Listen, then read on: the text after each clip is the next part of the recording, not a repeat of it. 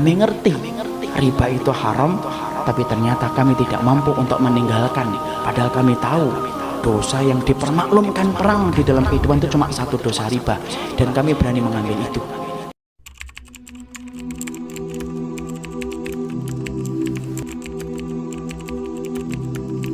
Antum pernah mendengar kisah nyata yang ditulis oleh seorang ibu ketika dia menuliskan tentang bagaimana haramnya tentang masalah riba.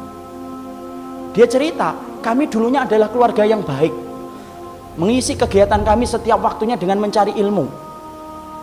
Sampai satu waktu suami saya kepentok bisnisnya dan berkata, "Dek, ini kelihatannya bisnis kita ini tidak akan pernah besar kalau kita tidak pinjem.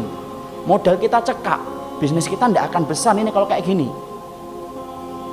Akhirnya kemudian sang istri berkata, "Ya sudah mas, cari itu. Carilah suami pinjaman yang tidak bersentuhan dengan riba." Karena dia sudah ngerti ilmunya, sudah paham riba itu merupakan sesuatu yang sangat dibenci sampai dipermaklumkan perang oleh Allah dan Rasulnya. Dia cari, kepentok, bukannya sabar, malah kemudian berkata, "Ini kelihatannya kita nggak dapat pinjaman, harus minjem yang ribawi." Istrinya yang sama-sama sudah ngaji berkata kepada suaminya, "Ya sudah mas, pinjem aja kalau memang itu terpaksa." Nah kita ini gampang sekali ngomong daruroh. Nanti tutup dengan sholat, banyak sedekah. Riba mah tidak bisa ditutup dengan sholat dan tidak sedekah.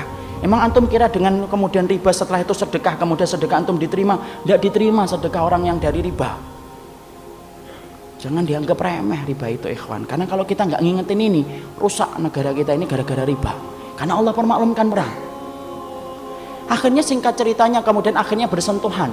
Mereka ngerti ilmunya tetapi tidak mampu menampik lambean pinjaman ribawi ketika itu begitu menggiurkan.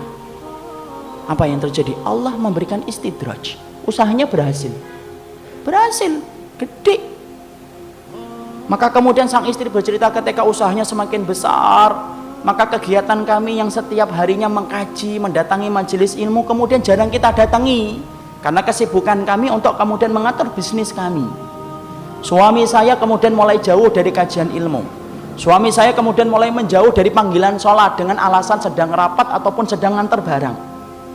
Puncak-puncaknya kemudian terjadilah satu dosa besar yang dilakukan oleh seorang suami di mana istrinya tidak lagi bisa memaafkan. Ingat ikhwan, seorang suami kalau sudah melakukan dosa besar, istri punya hak meminta pisah dari suaminya dan itu syar'i. Maka suaminya melakukan dosa besar, akhirnya apa? Tidak bisa dimaafkan. Akhirnya apa? Kapal rumah tangga itu karam, tenggelam. Yang menarik adalah ketika sang ibu menuliskan kisah nyata itu, saya baca, beliau mengatakan, "Saya tidak menyalahkan suami saya tidak menyalahkan bisnisnya, tapi yang saya salahkan adalah ketika kami sudah sibuk mengkaji ilmu, kami ngerti riba itu haram, tapi ternyata kami tidak mampu untuk meninggalkan. Padahal kami tahu dosa yang dipermaklumkan perang di dalam kehidupan itu cuma satu, dosa riba, dan kami berani mengambil itu." Sampai kemudian akhirnya Allah memberikan musibah dalam kehidupan.